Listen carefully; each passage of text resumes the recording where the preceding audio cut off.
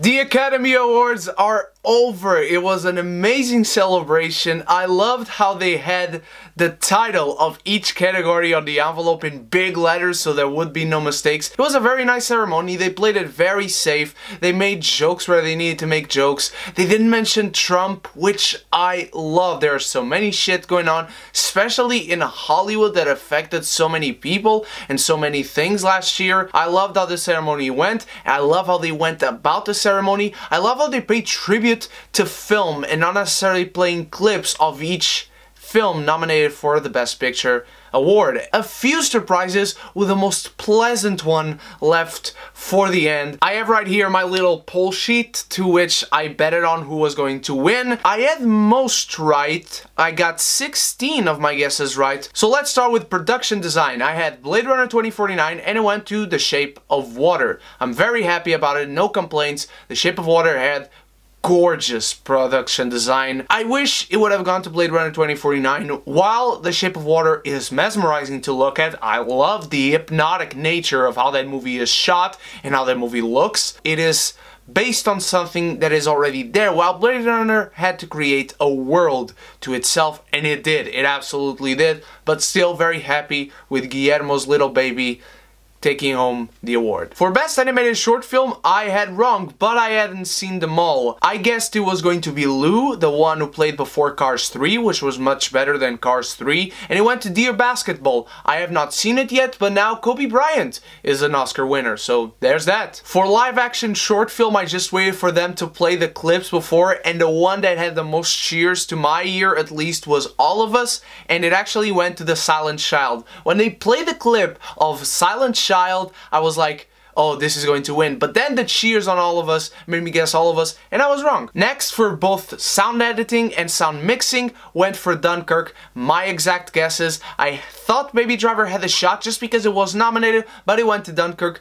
It was well deserved. The sound on that film, again, it's ridiculous. It's astounding how good it is. So Dunkirk rightfully takes home the awards for sound mixing and sound editing. And next, for visual effects, it went to Blade Runner 2049. I was so happy. I'm kind of bummed that Planet of the Apes, whether it's War, Dawn, or Rise, never won anything. I thought this one could take it home because it was celebrating the whole trilogy, but I'm so glad Blade Runner 2049 won. It's just one of those occasions where it was so amazing in War for the Planet of the Apes, but then Blade Runner 2049 happened in the same year, so there's that, and I'm sorry that Planet of the Apes never won visual effects, because it certainly deserved it at points, but it didn't. Blade Runner, my baby, I'm so happy. Next, for adapted screenplay, James Ivory won for Call Me By Your Name. I had guessed it was going to be Call Me By Your Name, and now James Ivory, from what I've heard, is the oldest Oscar winner to date. That's amazing. Next, for original screenplay, I had 3 Billboards Outside Ebbing, Missouri, and it went to Get Out, a movie I don't even think should have been in the conversation, shouldn't even have been nominated,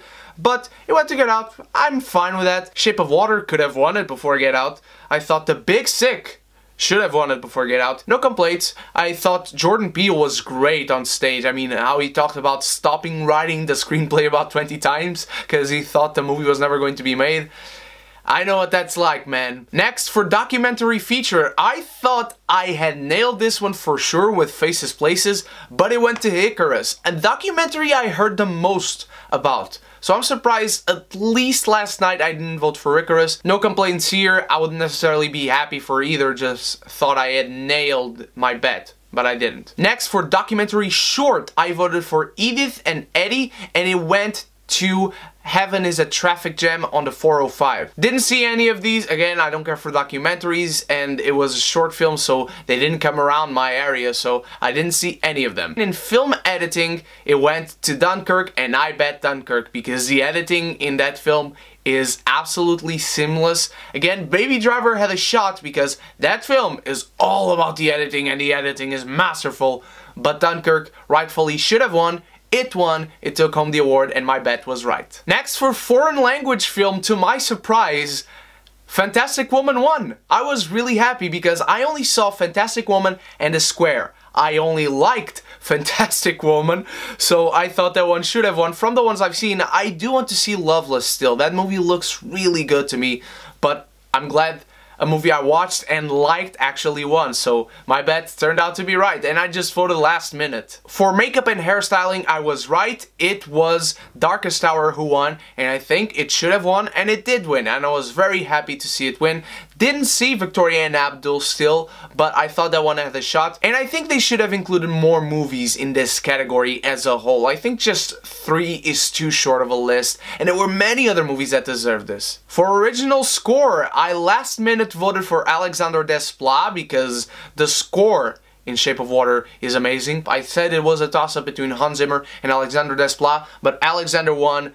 Very good win, very deserving win. He did an amazing job with the score for Shape of Water, and I can't wait to continuing to listen to it as I edit this video. For original song, Remember Me from Coco, my guess was right, it won. It was really between this and This Is Me. The thing is, for me the song, and I think it is for the Academy when they vote for the best song, is about how the song impacts the film.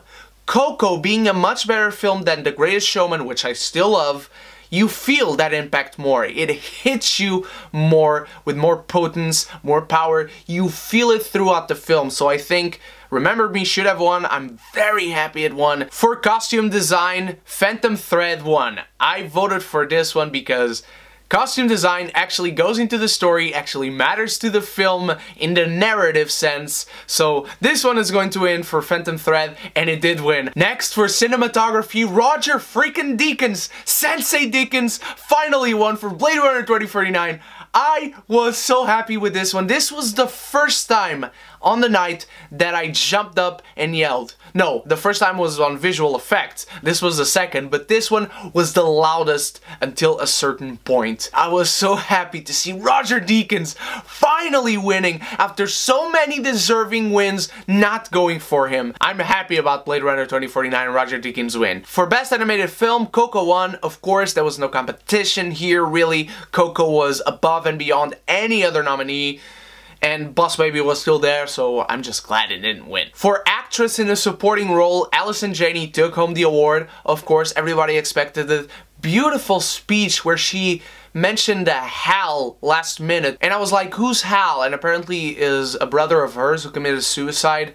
So it just hit me when I found that out. So congratulations, Allison Janney.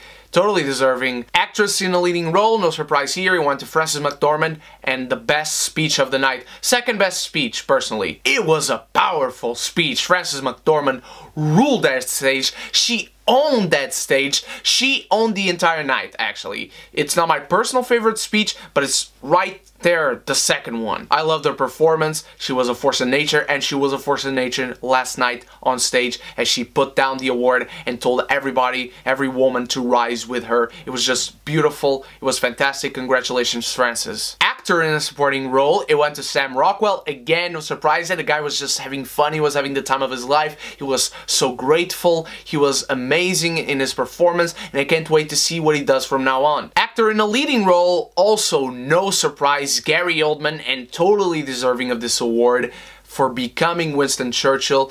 The performance of his career, I think, because it finally gave him the Oscar after so many fabulous and diverse performances. I'm just happy he finally gets an Oscar. Now let's cross him off the list of Oscar-deserving actors who don't have an Oscar yet, and let's go to the next guy. For directing, my guess was right. Guillermo won for The Shape of Water. I was so happy. He was so happy going up on stage. He was just so gleefully charming on stage, winning the award for Best Directing, and I was so happy for him, but it was no big surprise. But the big surprise came at the end of the night, with again Guillermo winning for Best Picture, The Shape of Water, and my guess was 3 Billboards, and I am so happy I was wrong, despite having no problems if 3 Billboards had actually won.